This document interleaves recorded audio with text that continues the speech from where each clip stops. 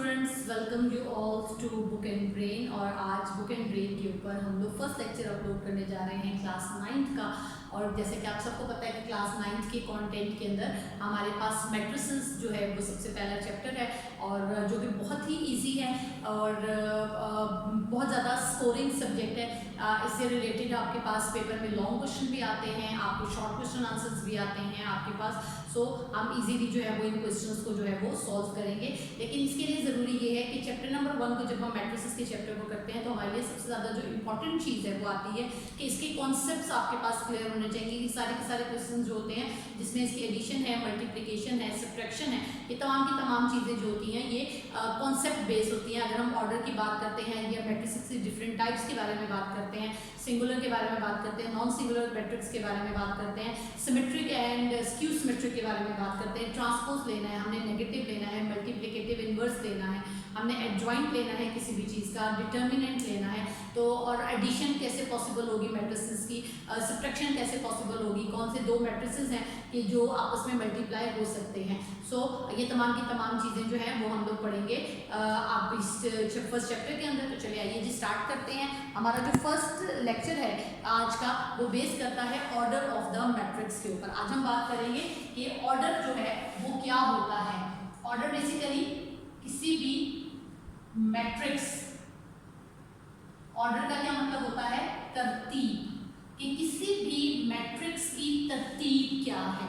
अब सबसे पहले मैं मैट्रिक्स पे जाने से पहले, ऑर्डर के ऊपर जाने से पहले सबसे पहले बात करूंगी कि बेसिकली हमारे पास मैट्रिक्स होता क्या है। मैट्रिक्स होता है कोई भी रेक्टेंगुलर अरे में कुछ नेचुरल नंबर्स का लिखा होना या रियल नंबर्स का लिखा होना तो ज़्यादा बेहतर होगा।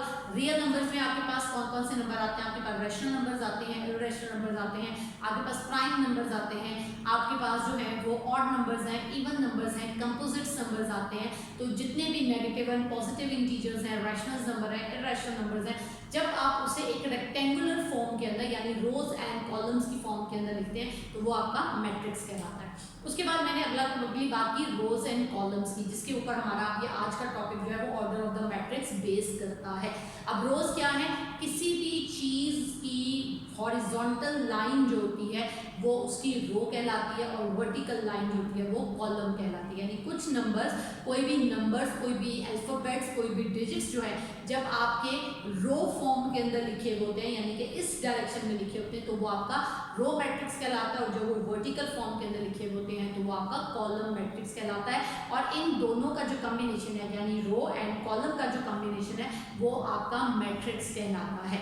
अब एग्जांपल हम जैसा मैंने बात की थी ऑर्डर ऑफ द मैट्रिक्स के बारे में बात की थी। ऑर्डर क्या होता है, किसी भी चीज़ की तरतीब क्या है।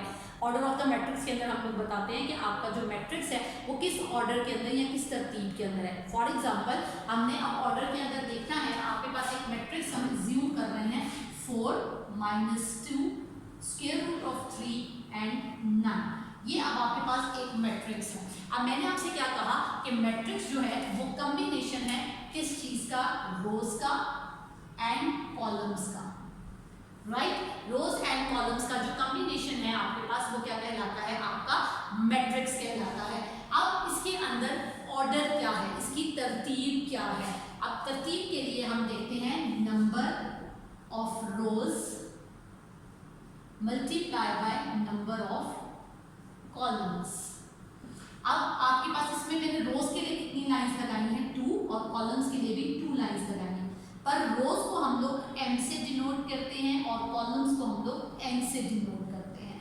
तो इसके अंदर आपके पास जो मैट्रिक्स है वो है आपके पास 2 × 2, यानी कि आपके पास 2 रोज और 2 कॉलम है। और अगर हम बोर्ड के एग्जामिनेशन के हवाले से बात करें तो ये एक बहुत ही सिंपल और ईजीएस्ट क्वेश्चन है, और जनरली बच्चे इस 2 मार्क्स के सिंपल क्वेश्चन के अंदर कोई ना कोई ब्लंडर करके इस क्वेश्चन को गलत कर लेते हैं। चलिए जी अब हम अपने एग्जाम्पल के अंदर से कोई क्वेश्चन लेते हैं। जैसे आपके पास यहाँ क्वेश्चन है 406 d = 4, 0 and 6। अब ऑर्डर ऑफ द मैट्रिक्स के लिए सबसे पहले order of matrix, number of rows multiply by number of columns. Rows m से और कॉलम n से डिनोट करेंगे। अब इसमें रोज कितनी है, 1 2 3, तो 3 रोज एंड कॉलम्स कितने हैं 1, तो ये आपका 3 into 1। इसको फर्दर मल्टीप्लाई नहीं करना, ये सिर्फ हम शो करते हैं कि ये इस फॉर्म के अंदर लिखे जाते हैं। अब एक और एग्जांपल देखते हैं। ये मैं जितने भी क्वेश्चंस आपकी बुक के अंदर से ही करवा रही हूँ, सो आपको ये इजीली आपकी बुक में मिल जाएंगे। 2, 3, 4 and 1, 0, 6। Now, how many rows? 1, 2. How many columns? 1, 2 and 3. So, the method is the same.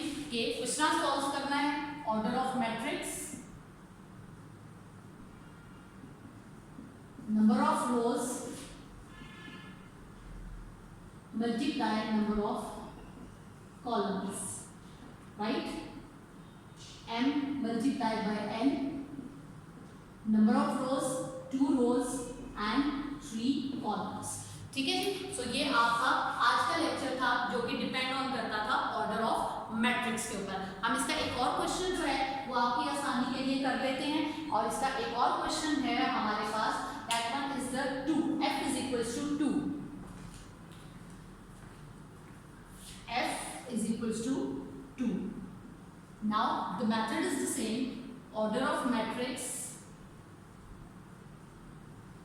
number of rows multiply number of columns। एक रो एक कॉलम, कितनी रोज हैं m मल्टीप्लाई बाय n, एक रो और एक ही कॉलम। ठीक है जी। तो ये आपका सिंपल एक कॉन्सेप्ट था जिसे आप कहते हैं ऑर्डर ऑफ द मैट्रिक्स। ठीक है जी। Now move towards the next concept, that one is the equal matrix. के इक्वल मैट्रिक्स जो है वो आपके पास क्या होता है। अभी हमने जो कॉन्सेप्ट पढ़ा वो हमारा था ऑर्डर ऑफ मैट्रिक्स।